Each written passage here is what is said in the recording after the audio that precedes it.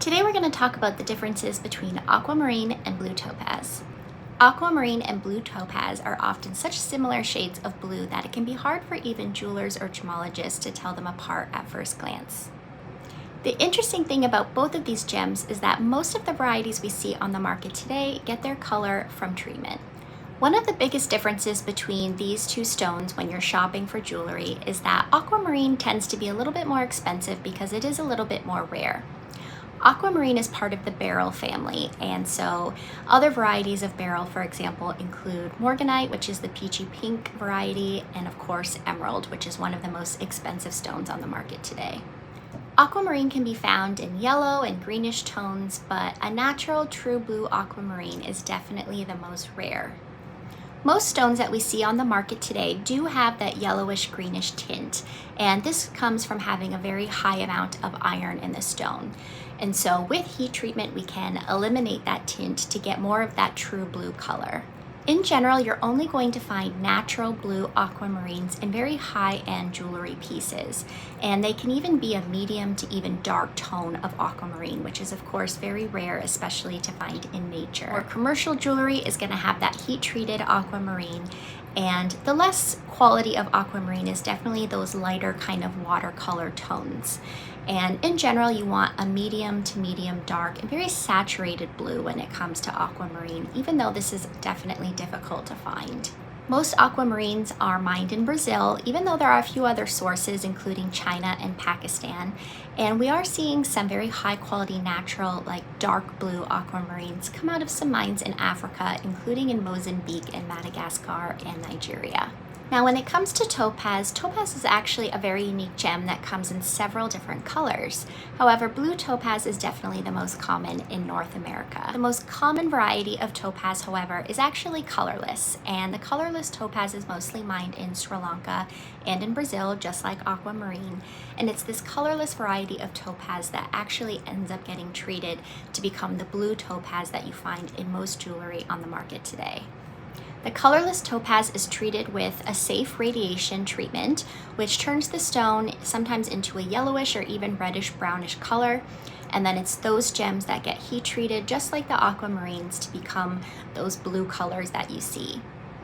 One of the blue colors that have become really popular in recent years have been marketed as London blue, and this is just generally referring to a darker blue variety of topaz that sometimes has a bit of a greenish tint to it as well.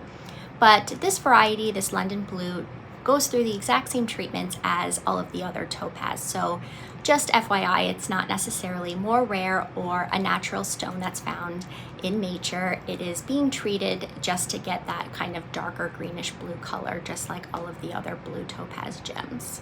One thing to note is that topaz does come in some amazing natural colors, including pink and purplish pink and even orange and red. And these are very rare and sought after, especially by collectors. They're sometimes referred to as Imperial topaz. And if you want to learn more about this gem, check out our video on Imperial topaz. Now, another similarity between aquamarine and blue topaz is that they both form in pegmatites mostly. So this is basically like a really large geode. It's like a rock pocket with crystals that are found inside. And pegmatites are known for having very large crystals. They're kind of elongated in shape, and they're generally very high clarity. So this is why it's very possible to find both blue topaz and aquamarine in very large carat sizes with very high clarity. And this has definitely contributed to their popularity because they are, again, not as expensive as a lot of other gems on the market, especially with blue topaz. So they're perfect for those kind of sizable pieces, like a beautiful cocktail ring or a very large pendant, or even, a really outstanding tennis necklace. Both of these stones are also around an 8 on the Mohs hardness scale, which generally is excellent, especially for daily wear. But when it comes to topaz, it's a little bit misleading because topaz can suffer cleavage, which means it can split or part if hit very specifically. So it's a little bit more risky to wear a blue topaz, especially a very large stone in a ring, for example, which is why a lot of jewelers tend to set topaz in protective settings like a bezel, which will go around the entire edge of the stone to protect it from daily wear. You'll also want to avoid the ultrasonic cleaner, which is the professional jewelry cleaner that jewelers will sometimes offer to clean your jewelry for you if you're visiting a store to browse. The high steam, high heat of these machines is not good for topaz, and you definitely just want to clean them at home with warm soapy water. And also avoid other kind of highlight, high heat situations, especially when going on vacation or when storing your jewelry at home.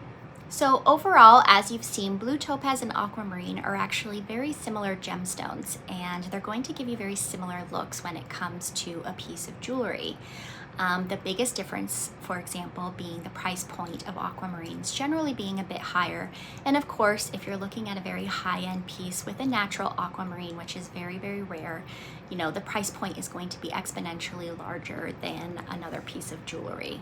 And of course, if you happen to be a fan of mid-century or retro style jewelry, you're definitely going to be looking at aquamarines because they were so popular in the 50s and 60s due to the unavailability of the big three of stones, sapphires, rubies, and emeralds during the Second World War and just after.